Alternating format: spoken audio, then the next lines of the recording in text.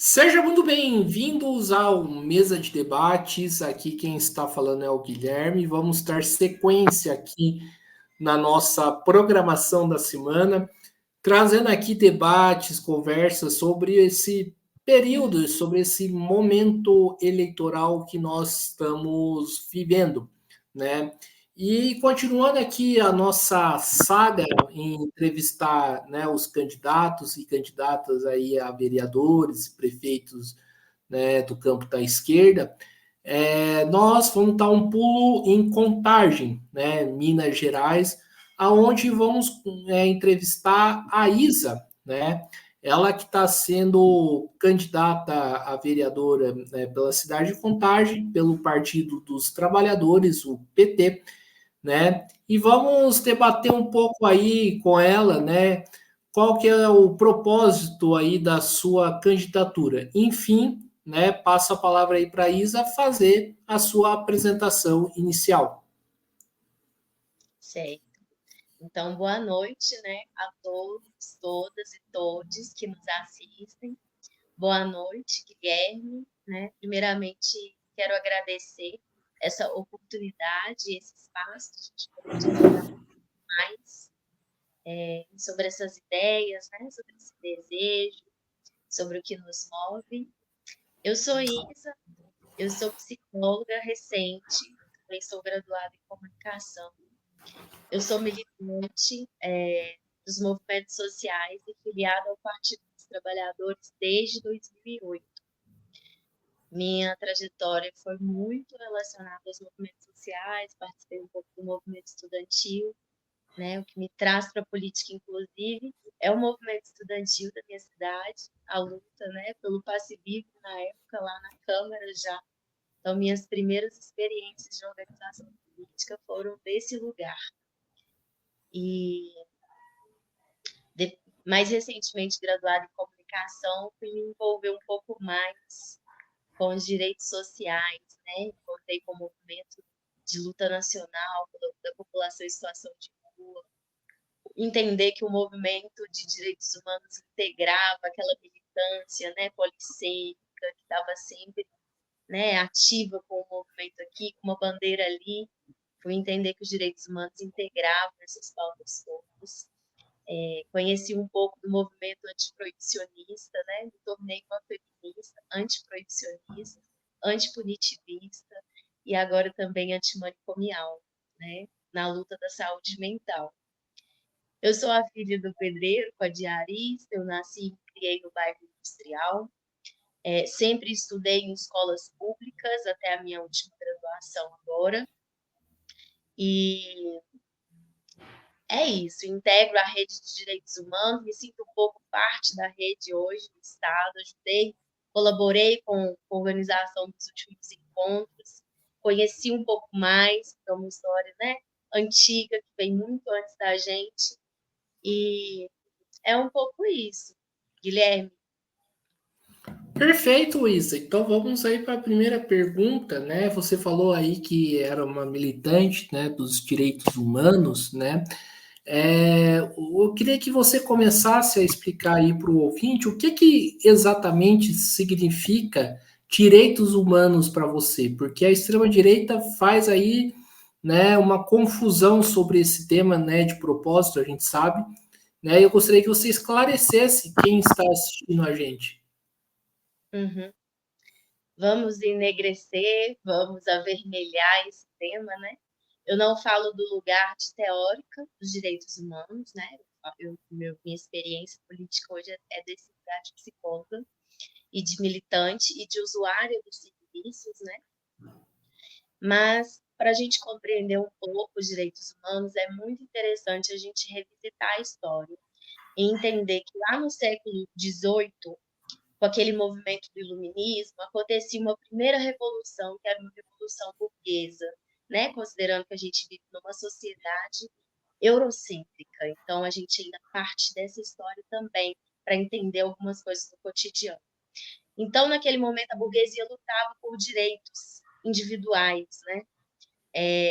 E aí, naquele momento, eles conseguiram o direito à propriedade, o direito à liberdade individual, porque contestavam aquele poder absoluto do rei, né? Depois, entre o século XVIII e XIX, os trabalhadores entram em cena na Revolução Francesa, né? E reivindicam que também queriam participar daquele jogo político, porque até então era só a burguesia, então estava participando. E aí os trabalhadores lutam por esses direitos de segunda geração, que são os direitos a intervir na política, a participação política, a expressão. E aí, obviamente, né, não o suficiente, porque a luta ela é permanente, né, uma utopia que a gente vai perseguindo aí.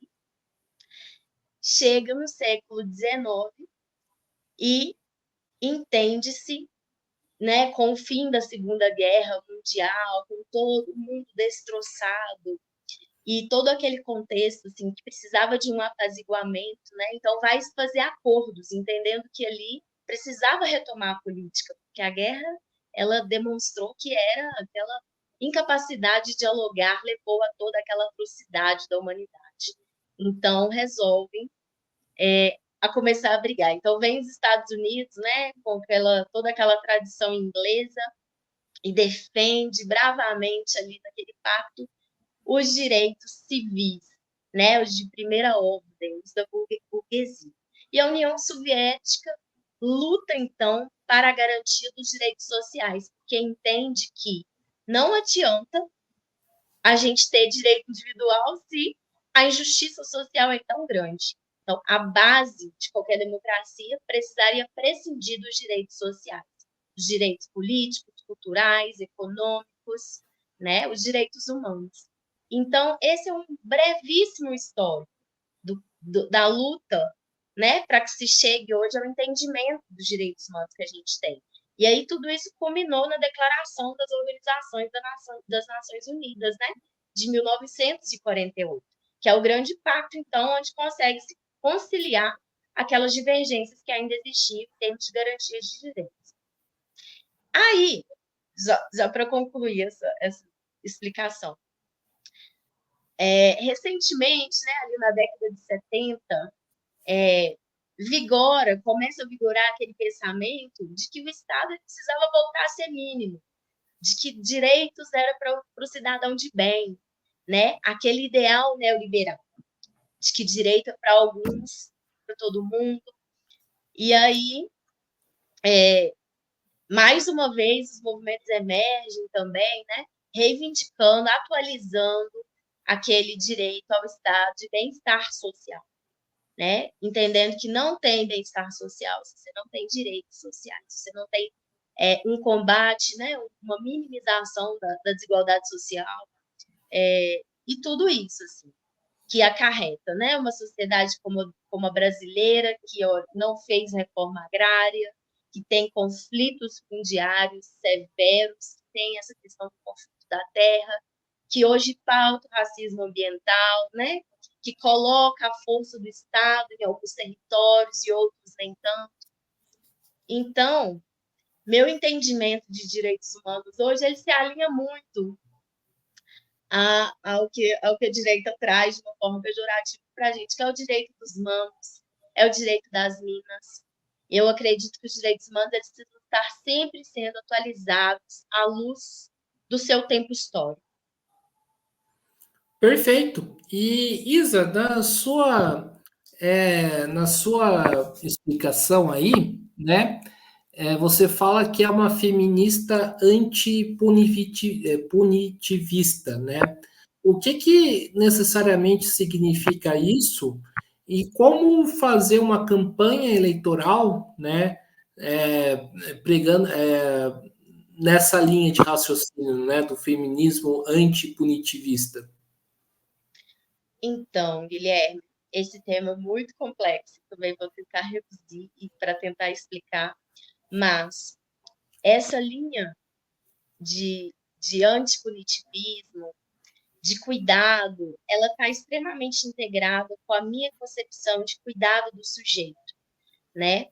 Eu acredito muito que nós precisamos nos pautar pela autonomia. E por isso eu acredito muito na educação libertadora. Eu acho que a gente precisa ter acesso a informações, E então a gente decidiu o que fazer com esses nossos corpinhos, certo? E aí, hoje a gente tem uma moralidade extremamente punitivista, porque a nossa sociedade, ela é muito violenta, ela é calcada na base da violência, da opressão, né? De tudo isso que o período colonial nos traz.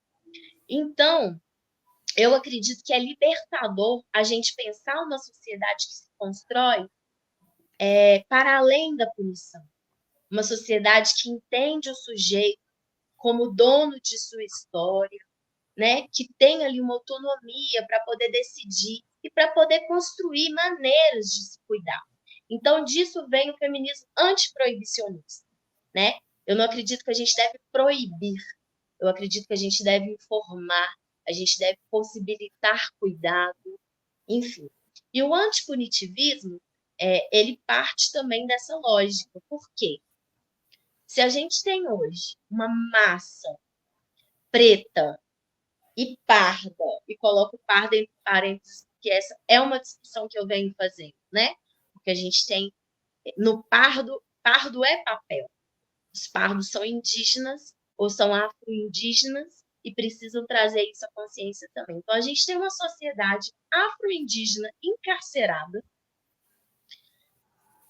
por causa dessa moralidade.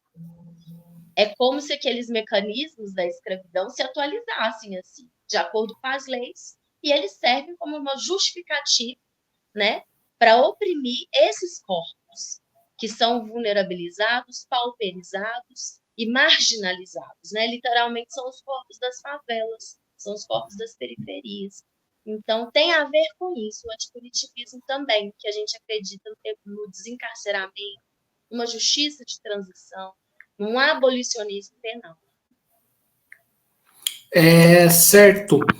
E, né, e como colocar isso na prática, né? Por exemplo, quais propostas que você está levando que segue essa linha na sua candidatura?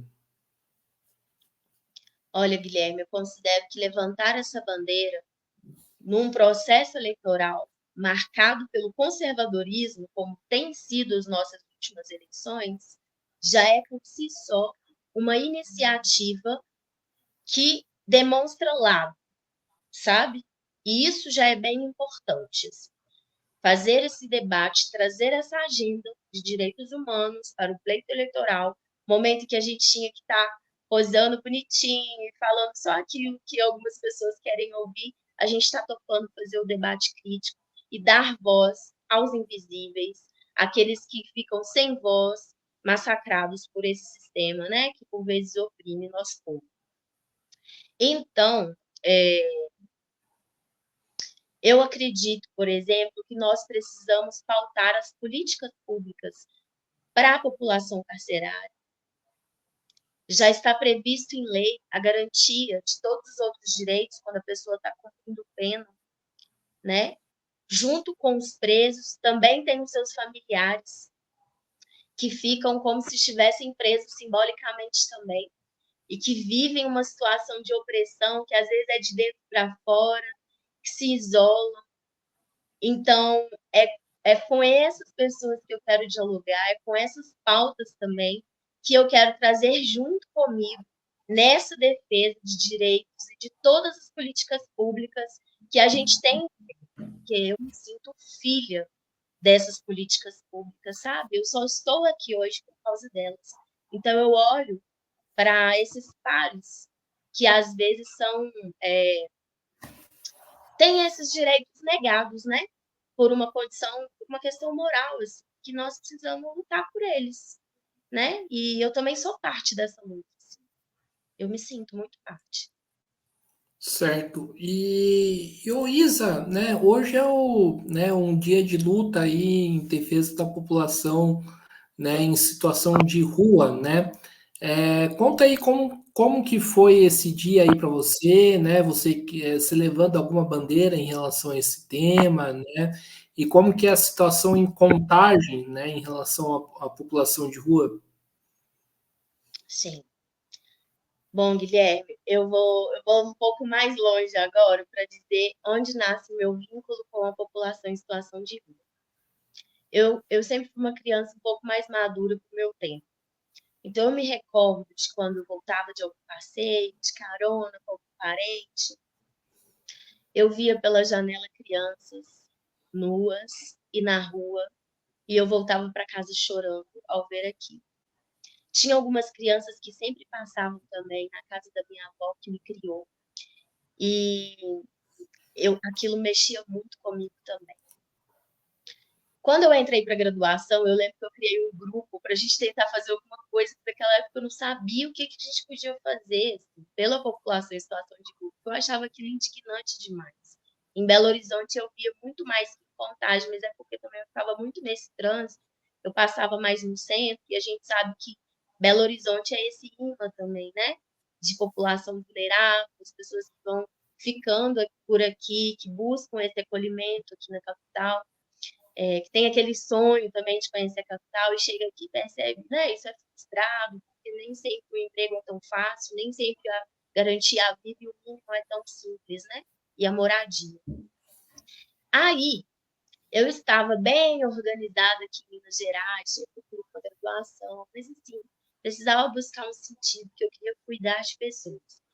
E aí eu fui para outro estado estudar psicologia. E eu ficava muito angustiada pensando, e agora?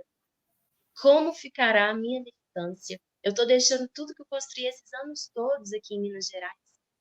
E eu tinha uma vozinha, eu tinha amigas e uma voz interior que dizia assim para mim: onde você estiver, a sua militância estará. Ok. Quando eu me, quando eu me deparei com a psicologia, entendi que ela era uma mãe de várias lutas, eu já fiquei muito feliz. E o primeiro movimento social que eu me aproximei para tentar ter uma caminhada com estudante de psicologia, escutar um pouco, foi o movimento da população em situação de rua, um movimento nacional, lá em Natal. Participei de algumas reuniões do movimento, produzindo, né, aquela escuta, colaborei na organização de uns encontros e entendi muita coisa, porque assim, não dá para construir com a população em situação de rua se não forem eles os protagonistas. É aquela história, nada por nós sem nós. Então, esse é o meu vínculo com a população em situação de rua. É dar voz, produzir protagonismo, produzir condições para que eles tenham autonomia, para que eles se emancipem. É uma situação extremamente complexa. Eu estive recentemente numa atividade de grafite da Casa de Passagem, lá de Contagem. Estava conversando lá com um redutor de danos do local, que trazia essa problemática, assim, de como é complexo lidar e se haver com tentar resolver essa questão da população em situação de rua. Porque é uma luta extremamente interseccional, né? Ela é justamente essa luta por direitos humanos, porque eles são indivisíveis. Você precisa de um, você garantir o outro, então precisa de moradia, mas por si só não é suficiente. Precisa de geração de emprego e renda, precisa de cidadania, precisa de qualificação, precisa de promoção de saúde mental, né? Que adianta, às vezes, se oferecer moradia, se a pessoa, às vezes, não tem condições de se manter. Tem famílias que perdem seus filhos porque estão em situação de rua. Então, assim, toda sorte de violações que o capitalismo produz recai sobre a população em situação de rua. São, sem dúvida, os povos e as populações que mais sofrem as mazelas do capitalismo hoje na nossa contemporaneidade. Certo. E como que você enxerga, por exemplo, o tema da pauta das mulheres aí na cidade de Contagem? Quais bandeiras aí que, né, tu levantas sobre esse tema? Olha, é meu lugar de fala, né? Primeiramente, eu só estou aqui porque tive ancestrais e tive antecessoras que abriram esse caminho para mim. Então, eu tenho um dever de manter, de fazer jus a esse espaço, produzindo políticas também para as mulheres e produzindo avanços, nesse percurso, né, histórico de lutas das mulheres que lutam, porque também nós temos um movimento de ocupação da política por mulheres que não necessariamente são as que lutam pelos nossos direitos. E aí a gente precisa destacar isso. Contagem é uma referência hoje para mim, na luta da mulher na política. A prefeita Marília Campos hoje, ela instaurou uma política, né, uma cultura da mulher na política. Hoje, a nossa chapa de vereadoras da federação, né, PV, PCdoB e PT, ela tem mais mulheres do que homens. Veja se isso não é uma conquista. E aí, quando a gente chega nesse espaço, a gente precisa debater, né, os nossos direitos reprodutivos, fazendo jus a todo esse acúmulo do movimento feminista, que às vezes fica escanteado pelas pautas moralistas que vêm à tona e nos fazem recuar, né? Nos fazem, eu falo, a agenda progressista precisa recuar para negociar, porque não se faz política de forma isolada. A gente precisa construir consensos, a gente precisa dialogar bastante para conseguir avançar também. A questão da mulher gestante, eu tive uma experiência muito linda, assim, de conhecer o parto humanizado, de conhecer algum processo de gestão humanizado, que as mulheres iam para os parques, discutir a maternidade, se preparar para esse momento que é tão difícil na vida da mulher. O parto humanizado, você vê, todo ser humano que vai nascer precisa passar por isso. E ele ainda não é uma realidade dada. É uma construção que a gente precisa fazer permanente, a começar da mulher gestante, mas também dos nossos hospitais, das nossas maternidades, das políticas públicas de saúde que precisam ser efetivadas, né? Então, eu tenho uma atenção muito especial com isso. Assim, eu queria muito propor que a gente ocupasse, assim, com rodas de gestantes, os parques da cidade, sabe? Para preparar essas mulheres que estão aí gestando o futuro. Porque o meu feminismo hoje ele é um ecofeminismo também. Então, ele tem a ver com essa mulher que se conecta com a Terra. Nós não estamos desconectadas da Terra. Nós somos a Terra também, né? Então, é um pouco por aí, sabe, Guilherme? Entendi, tranquilo. E falando em ecofeminismo, fala um pouco mais sobre esse tema, já que você tocou. Sim. Olha, ecofeminismo eu considero que seja uma frente feminismo, né? Um movimento do feminismo que está fazendo a transição da mulher que tem seus corpos territórios, né? Vem muito do movimento indigenista, do movimento ambientalista, das indígenas, né, aldeadas, das mulheres indígenas aldeadas que ocupam hoje a política. Minas Gerais hoje tem excelentes referências, e nossas, né, também de indígenas não aldeadas em contextos urbanos, né? É aquela preocupação permanente com preparar o presente para o futuro, porque se a gente não cuida da terra, a gente não vai ter futuro. Os nossos anciãos já afirmam isso há muitos anos, né? Persistem e nos trazem que nós precisamos cuidar da terra. Então, assim, eu participei, tive o privilégio, considero um privilégio, porque ainda isso não é popularizado, né?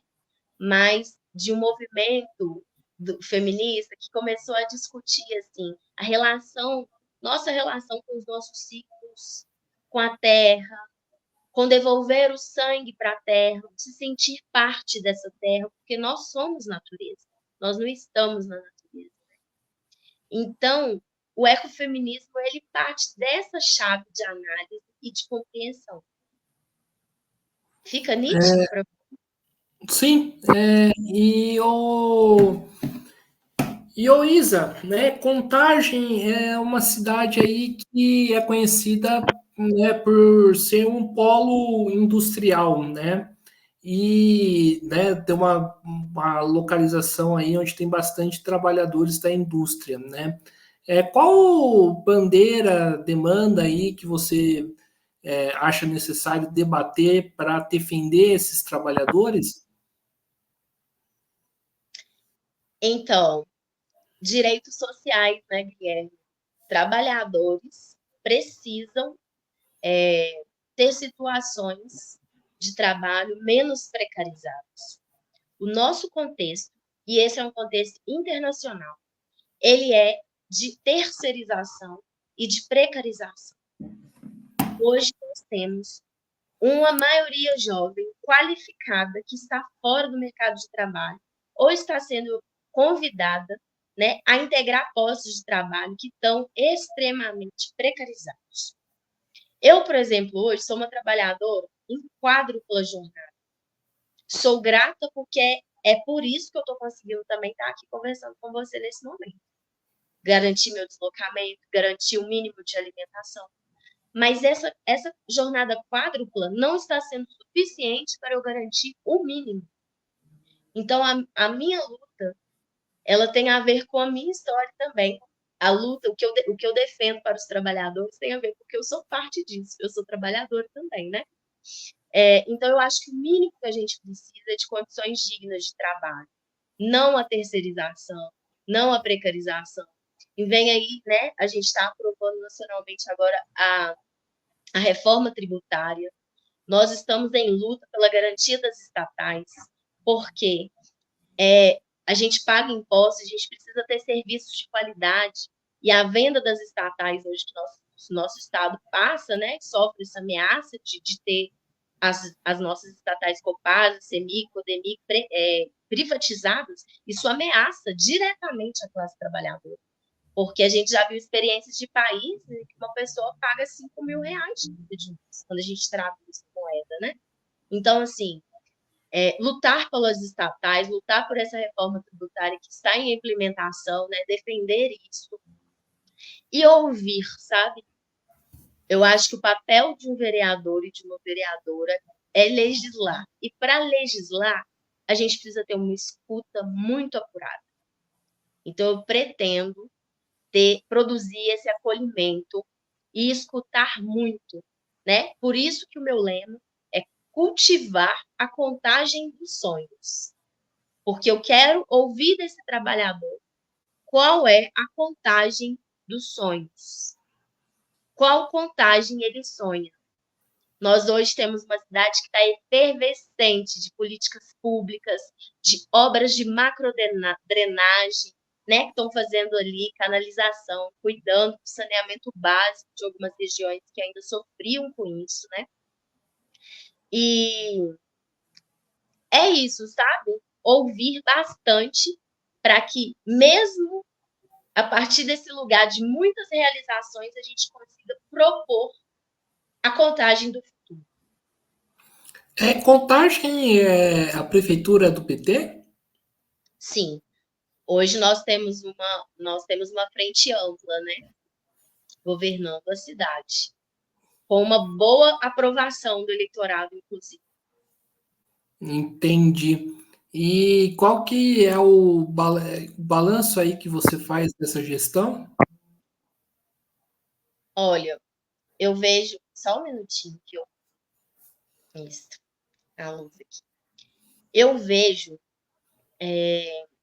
que é uma gestão que está tendo uma resposta muito positiva da população, porque é uma gestão corajosa, é uma gestão competente e de trabalho incansável. Todos os trabalhadores, sem exceção, que eu escuto, que estão dentro dessa gestão, operando políticas públicas, estão trabalhando muito. A marca dessa gestão é justamente o retorno da efetividade das políticas públicas, né? Para um CRAS funcionar, você precisa ter uma equipe multiprofissional trabalhando incansavelmente. Para uma UPA, para o sistema de saúde funcionar, para a saúde da família acontecer, chegar no território, bater na porta das casas, você precisa de profissionais competentes e que acreditam nessa política pública. Então, assim, Contagem hoje está com as contas arrumadas, conseguiu resolver maior parte das questões trabalhistas em termos de reivindicação, né, dos servidores. Ela cuidou desses salários dos servidores públicos. fez bastante concurso e está acontecendo muitos processos seletivos também. E é isso, assim, está efervescendo de trabalho, de realização, de entregas para a população. A prefeita é conhecida como a Marília das Praças. Ela falou também, sou a Marília das UPAs, das UBS, dos CMEIs, que são as escolinhas infantis, né, as creches, e dos restaurantes populares. E vem aí uma surpresa para nós também, que é o SIM, né, que é o Sistema Integrado de Transporte Municipal, que também vai ser entregue. Então, assim, cada dia a gente vê um monte de realização. É de brilhar os nossos olhos, assim, é de pensar, é isso, é para isso que eu elegi essa prefeita. Ô Isa, eu vejo aqui você falando dos direitos sociais, né, de questões aí, né, importantes, né, que você defende, e aí eu queria te perguntar uma coisa, qual que é o seu posicionamento em relação ao arcabouço fiscal? No seu entendimento, o arcabouço fiscal é um retrocesso ou não para os direitos, principalmente aí né, da parte pública, mas também saúde, educação? Você pode especificar essa pergunta para mim? O que você está trazendo como arcabouço fiscal, Guilherme? A política né, do governo federal. Uhum, certo. Essa mesmo que está fazendo a reforma tributária agora, que coloca o pobre, né, ou as pessoas pauperizadas no centro do orçamento. Eu acho que a discussão que está sendo feita hoje no Brasil é uma discussão muito corajosa. E ela não está sendo feita só no Brasil. O Lula foi para a ONU, esses dias para trás, fazer essa defesa de que nós precisamos, é mais do que urgente, taxar as grandes fortunas. Porque taxar essas pessoas é um percentual muito menor do que onerar o trabalhador, né? Então, eu acho que a gente está num caminho de justiça social quando a gente está fazendo esse debate, que às vezes é incompreendido pelo mercado financeiro, né? Que quer, inclusive, centralizar essas decisões, que quer criminalizar o governo, que vai gerar uma série de crises, porque tem medo desse debate, né? Porque ele afeta os interesses de uma minoria que concentra a renda, que são as heranças, né? E assim, a gente está no processo de descolonização. Nós precisamos colocar isso em análise, né? As concentrações de renda, as heranças assim das grandes fortunas, né? Os bilionários precisam pagar impostos, né? É daí que vem as políticas públicas para a maioria. Para além de nós que já pagamos bastante impostos, né? Eles também, porque é uma realidade de sonegação assim que é, né? Inimaginável num país como o Brasil. Para a gente funcionar, a gente precisa que eles paguem os impostos também. Todo mundo precisa colaborar, né?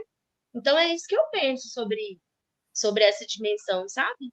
Da reforma tributária, desse arcabouço fiscal. Entendi. E, o Isa, e como que você, por exemplo, vê, por exemplo, categorias como que estão em greve, como, por exemplo, do INSS, dos Correios, dos servidores federais ambientais, né? Por que que existe, então, né, pelo menos que eu estou acompanhando, né, e pelo que eu converso também com lideranças desses movimentos, por que que existe uma dificuldade, né, de negociar com esses setores e atender, então, as demandas, né, dessas categorias que lutam por direitos, né, salários, coisas assim, justas?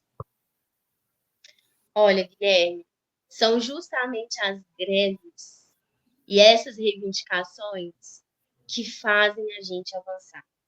Então, eu acho que elas são extremamente pertinentes e necessárias, esse posicionamento crítico das categorias, porque não se ganha direitos se conquistam, né? E elas sempre vão acontecer, né? Lula, ele surge, ele é uma expressão desse movimento sindical que surge ali reivindicando, né? essas melhorias, essa negociação com a classe trabalhadora. Então, eu acho que a política ela é essa arte do diálogo. Eu ouvi do MST recentemente, ficou aqui gravado para mim, né? Que governo e feijão só funciona na panela de pressão. Então, os movimentos sociais e sindicais precisam sim fazer a sua parte, apresentar as suas demandas. Por quê? Como que vai atender se você não tem essa elaboração da demanda, né? Então, você precisa do movimento grevista, elaborar a demanda para você ir para uma mesa de negociação e ver o que é possível. Tendo um congresso conservador e moralista do jeito que a gente tem também, né? Porque a gente tem um governo que acontece a partir dessa relação entre os três poderes. Não é isso? Certo. Eu acho que é isso aí, pessoal. Estamos encerrando aqui mais uma entrevista do Mesa de Debates. Quero aqui agradecer, né, a participação, né, da Isa, né? Gostei aí de trocar essa ideia, de bater esse papo aqui com ela. E passo a palavra aí para ela fazer suas considerações finais e quiser colocar mais alguma coisa que a gente deixou aí de escapou aí do debate, que acho que ela queira colocar, que ela vê importância, fique à vontade. Olha, Guilherme, eu queria te agradecer mais uma vez. Queria te confessar que essa é a minha primeira vez fazendo algo desse tipo. Eu resisti bravamente até aqui, assim, é a minha primeira vez. Eu não sabia como seria isso. E foi muito gostoso, foi muito interessante, foi leve, né? Então eu te agradeço pelo modo como você conduziu isso, pela abertura que deu para eu poder, né, trazer as minhas elucubrações, minhas elaborações também. Esse espaço é sempre muito importante, né? De fala, de escuta. Achei que você falou pouco, queria te ouvir mais também. E eu queria deixar aqui bem nítido também que a minha bandeira de campanha hoje, o meu slogan, né? Ele é cultivar a contagem dos sonhos. Essa é uma linha que traz uma integração assim, da importância do sonhar, que o capitalismo nos ceifa desse direito de sonhar, que traz a importância do dialogar, do ouvir e do cultivar. O cultivo, ele é uma coisa que não adianta só você plantar, né? A parte mais desafiante é você cuidar. Então, é isso que eu desejo.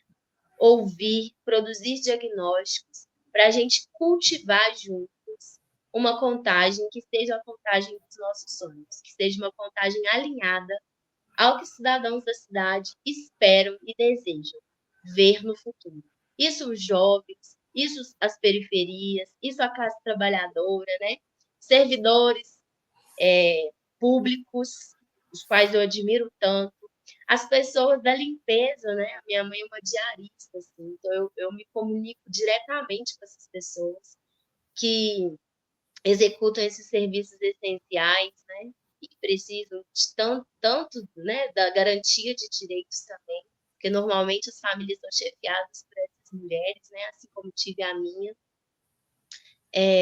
Meu pai, né, que é pedreiro, trabalhador da construção civil, que não pôde estudar muito, embora quisesse. Então, assim, eu reconheço nessas classes a importância da gente ouvir, da gente traduzir, né, para esse jogo político, que é complexo, é muito complexo. Mas quando a gente tem desejo, boa vontade de escutar e de dar voz a esses invisíveis, a essas pessoas que não são escutadas e que às vezes nem entram no jogo por não dominar, né, a linguagem, eu pretendo me colocar como mediadora nesse processo. E aí é nesse sentido que eu convido mesmo as pessoas a vir comigo, cultivar essa contagem dos sonhos, né? Pode me chamar para a agenda, pode me chamar para realizar alguma entrevista, me chama para o chazinho, não tomo muito café, mas eu vou, eu levo a minha água, me chama para o evento gratuito, eu adoro um evento gratuito, e vamos juntos, assim, construindo essa força, né? Porque eu também não sou uma candidata que está aí com tantos recursos. A gente tem muita coragem também quando a gente sai num pleito como esse, né? É por por ter coragem, por acreditar e ouvir o coração, né? Que fala que a gente precisa ir, que a gente precisa ser voz, que a gente tem esse chamado, que a gente precisa fazer valer a história de toda essa ancestralidade, né? que foi morta pelas guerras, que foi morta pela fome, né? A busca pela garantia de direitos ecoa essas vozes também, né? Que a gente faz questão assim de representar, né? Ecoar talvez seria uma palavra mais assertiva para isso. Então, maravilha. Então, mais uma vez aqui agradecendo a Isa, também agradecendo a você que estiver nos acompanhando. Peço aqui que se inscreva no canal Mesa de Debates de Tudo Um Pouco, acompanhe o nosso trabalho, curta, né, compartilhe, né, e comente aqui as nossas entrevistas, matérias e programas. E siga a gente nas redes sociais. Além do YouTube, onde essa entrevista está sendo passada, nós estamos no Facebook, TikTok, Instagram e no Quai. E quem puder, contribua aqui com o nosso Pix, 385-007-02800, um CPF. Então é isso aí, pessoal. Por hoje é só, né? Tivemos aí bastante coisa, né? Hoje, um forte abraço e fui.